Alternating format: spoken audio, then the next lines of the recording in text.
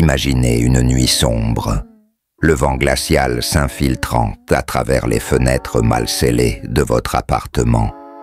Vous êtes seul, ou du moins c'est ce que vous pensez. Tout semble calme jusqu'à ce que vous entendiez un bruit sourd venant de la cuisine. Puis, un autre. Quelque chose ne va pas. Quelqu'un est là.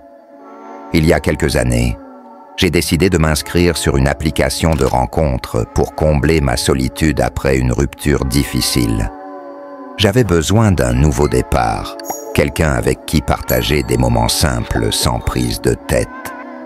Après quelques jours de swipes et de conversations banales, j'ai rencontré une fille nommée Léa. Elle était charmante, cheveux châtains bouclés, yeux verts perçants, et une personnalité enjouée qui m'a immédiatement captivé. Nous avons échangé pendant plusieurs heures avant de convenir de nous voir dans un café près de chez moi. Notre premier rendez-vous s'est déroulé sans accroc. Elle était drôle, attentionnée et semblait sincèrement intéressée par ce que j'avais à dire. Ce soir-là, nous avons marché dans les rues désertes de la ville, parlant de tout et de rien. Lorsque je l'ai raccompagnée jusqu'à son arrêt de bus, elle m'a embrassé légèrement sur la joue avant de monter dans le véhicule. C'était doux, innocent, parfait. Les semaines suivantes ont été idylliques. Nous passions nos soirées ensemble, soit dans des cafés animés, soit dans mon petit appartement où nous regardions des films sous une couverture chaude. Mais quelque chose chez Léa a commencé à me perturber. Elle avait l'habitude de disparaître subitement, parfois au milieu d'une conversation, prétextant toujours une urgence familiale ou un problème technique. Je n'y ai pas trop prêté attention au début, pensant qu'elle avait simplement une vie compliquée. Un soir, alors que nous étions assis sur mon canapé, elle a reçu un appel. Son visage est devenu livide. Elle a murmuré quelques mots incompréhensibles, puis a raccroché précipitamment. « Je dois partir ?» a-t-elle dit avant de se lever comme si elle fuyait un danger imminent. J'ai essayé de comprendre ce qui se passait, mais elle m'a coupé court. « Ce n'est rien, ne t'en fais pas. » Avant que je puisse répondre, elle était déjà hors de vue. Le lendemain, elle n'a répondu à aucun de mes messages. Inquiet, j'ai fini par aller chez elle. Personne n'a répondu lorsque j'ai frappé à sa porte.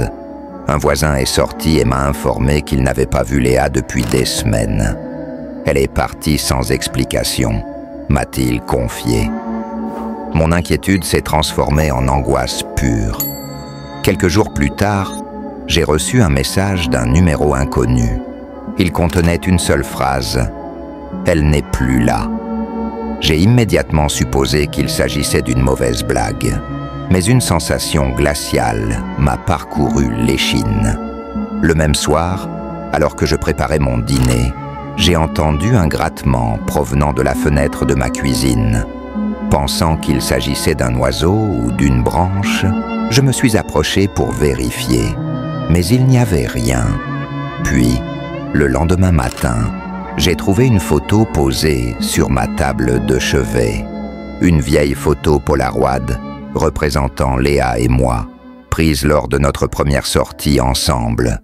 Sauf que cette image n'existait pas à ma connaissance en tout cas. Au dos, une écriture tremblante disait « Pourquoi tu m'as abandonné ?»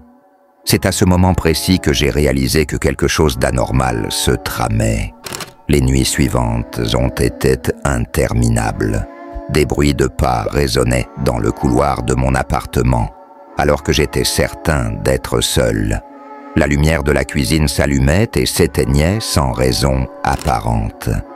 Et chaque fois que je fermais les yeux, je revoyais le visage de Léa, ses yeux remplis de tristesse et de colère.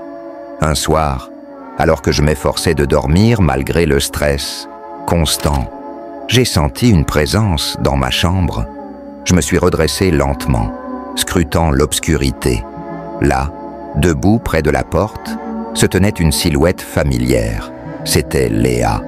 ou plutôt ce qui ressemblait à Léa. Ses traits étaient déformés, sa peau pâle, presque translucide. Elle me fixait sans un mot, ses lèvres bougeant silencieusement, comme si elles articulaient une prière muette.